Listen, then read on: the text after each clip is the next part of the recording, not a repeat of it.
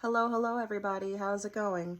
So I am continuing with my vocal exercises in between the vocal building videos that I am creating. I'm going to be doing some exercises as to focus on this particular technique that I am building still. It's a, I wouldn't say weakness, but it's not as developed in my singing. So I just wanted to fill in some exercises that that if you want to take advice for yourself as a singer on your journey, I'm just going to share that with you. Also still sharing kind of like a routine to set into motion to strengthen that as well. Everyone's probably got their own improvements they're working on. This is one for me. If you have any you'd like to share in maybe the comment section to my videos to let me know what I can do videos of, I'll be glad for you to fill me in, positive reinforcement or just some remarks, tips that you can share that you'd like to see me cover more of. And I'm willing to hear from all. I'm willing to hear from all voices, so that's important. So as far as me though, as far as what I'm working on, maybe you're sharing a similar matters of progression. I am working on my riffs and runs, still strengthening my breath power. I know when I do my lip rolls, at times they tend to fall a little, a lot of times if I feel healthy and I'm well and I got the energy, that's what it takes is energy to start the breath power and the breath power to execute and land those notes or carry out this and sustain the tone and the sounds of those notes as well. So I wanted to touch base on where I left off from my Vocal Building 10 video. The content that I shared with my viewers from Eric Arceneaux, I touched base on riffs, runs, and trills. He mentioned they are vocal embellishments, also called ornamentation, and it's important to use those, be very meticulous, I wouldn't say very, but be meticulous and frugal in how you use riffs and runs through your piece of a song, because often too much can become tacky. He uses like a good example. Think about it like jewelry. It's okay to add like a piece like of a earring, of a necklace, maybe, whether, I mean, women, trans or men, you know, you can have like a necklace or a hair piece, but putting way too much on completely offsets the whole image of the outfit and the core itself. When there's too much bling going on and too much going on, you really can't follow through the solid core of like a song. I would say you can't follow the focal point of a image or the focal point of a subject if there's too much embellishment, too much going on, especially when it comes to art. There's a focal point in an art piece, and if there's too much that takes away from the eyes and the focus of that, it's not going to look very balanced. Same thing with music. You put too much riffs and runs, even though there's singers that just riff and run the whole way and it sounds just phenomenal. But if they're, you know, experienced with how they exert their ability and they're very controlled in how they exert their ability, that's when it sounds good. It doesn't sound good when it's kind of out of control and it takes away from like the subject and the melody and the core essence of a piece in a song. Same thing with with attire, what we wear. There could be too much going on and it takes away from the core image of what a person is presenting themselves as. So it really, less is more, you know, and too much is just all over the place. And something I wanted to add in a personal note is that when I sing a song, it relates a lot to how I want to be understood as a singer and a vocalist, and my abilities as well. I want to leave, it's important to leave your audience and your viewers with the spark of curiosity as to where the music is going to take their minds, where the journey and the adventure that it's going to take them. If you spend the whole time doing the same type of elements, the like one or two elements throughout your whole piece, then they're pretty much going to get bored, and then it's like, okay, well, I anticipate where this is going to go.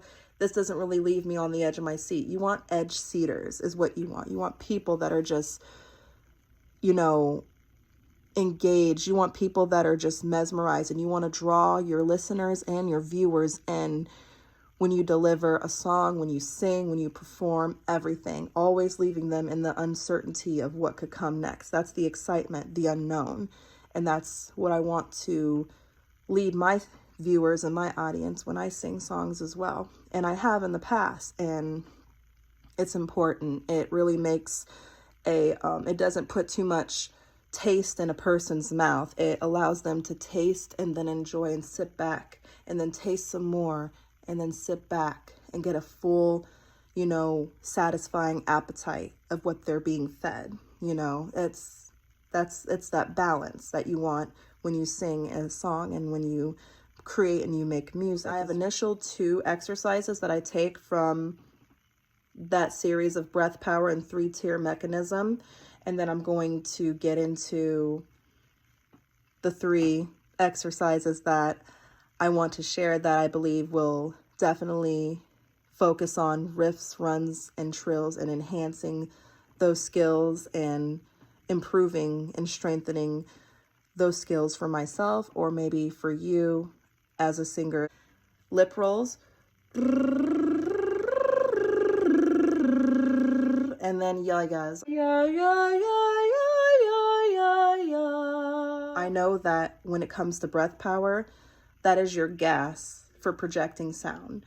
So when Eric Arceneaux, when I was doing my videos, I think 4 through 7, within those videos, I apologize if I'm not as accurate within those, because there was just so much content I went through this past month of voice building material.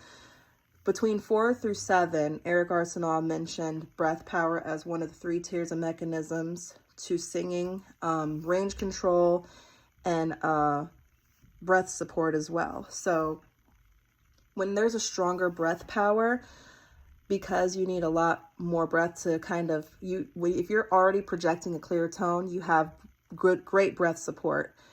To do riffs and runs, it's going to take a lot more stronger sense of breath power, especially if you're kind of, if you're singing at a softer tone, there's gonna have that. I mean, I didn't have a lot of breath power then, but I was just giving a short, brief example. When you sing softer, it involves a lot more breath and air behind that, and support. And breath power, especially singing those softer tone riffs, those Ariana Grande riffs or soft, sweet, airy riffs, takes a lot more breath support, definitely.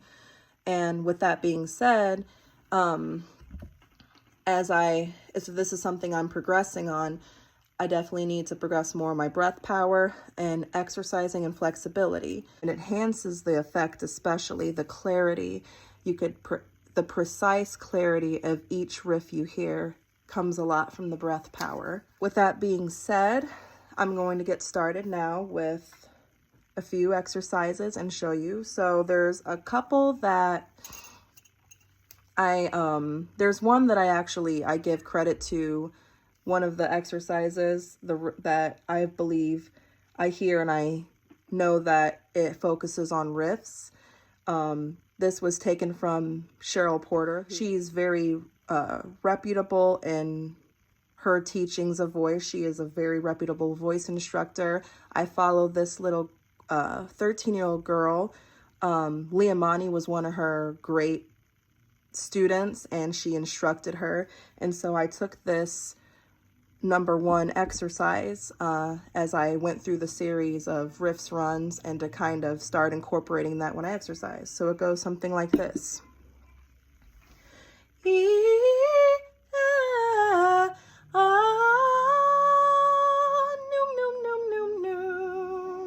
The second exercise that I have is I created, I was kind of playing around and saying, what can I do? Just for originality.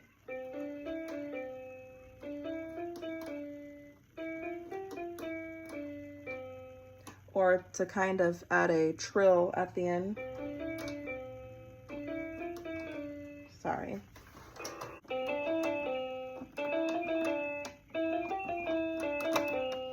So that is the exercise. And maybe not quite fast, but at a moderate pace. First one I covered was no.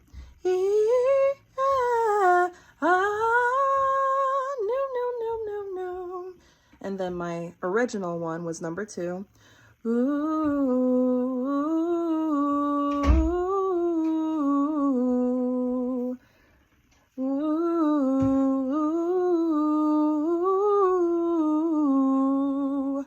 So just ascending and descending on those to create flexibility.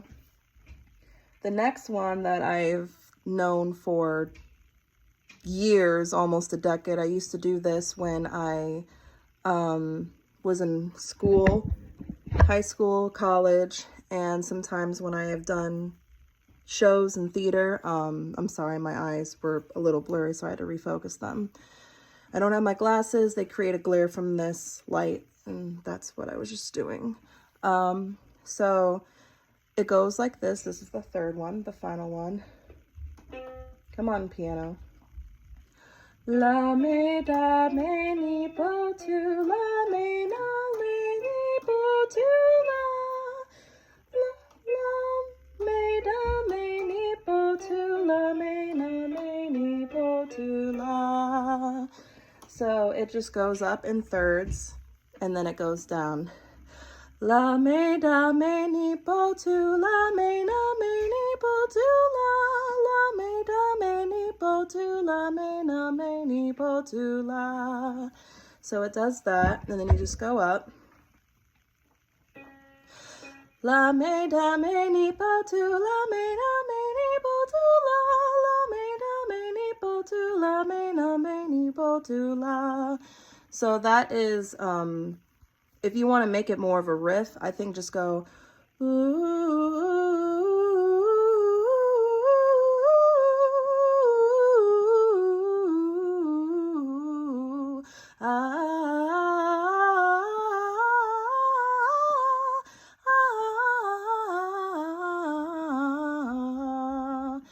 Again, steady pace. I'm just speeding for the sake of time, and I'm doing that for the sake of demonstrating. So those are the 3 exercises that I'm working with for strengthening riffs, runs, and trills, given by Mr. Eric Arceneaux, and for my own personal strength as well. So again, this is my personal advice, and especially if your voice is kind of, you know, you can sing, but there's a lot of work with strengthening to do. So it's important to start, again, lip rolls, for especially just to focus on space and then relaxation. Lip rolls. With that being said, you're focusing on relaxation and then breath power, because in order to get that air, to keep that air going, to roll your lips, you need a lot of power behind your breath. So that, and then ya-yas for space. Yeah, yeah, yeah, yeah, yeah, yeah, yeah. It also assists in keeping, recognizing the reflex of the soft palate being lifted. So starting with that, and then the 3 riff exercises. A-I-O. Making sure you shape your mouth for different vowels, different tones as you're working for your riffs, and and it's important. And remember that the breath power, if you're going back to like my old vocal building videos and reviewing those mechanisms that Eric Arceneaux showed, and strengthening the breath, breathing, relaxation, no tension, no strain, and then applying that with the exercises for the riffs to take it to the next level. That's very important to go back. I'm definitely going to go back and do some tweaks myself, because I've been out of routine practice just for a couple of weeks, I would say. Not too long, but just a couple of weeks. So I'm not allowing those weaknesses to persist, or quirks in my voice to continue to be a habit for me.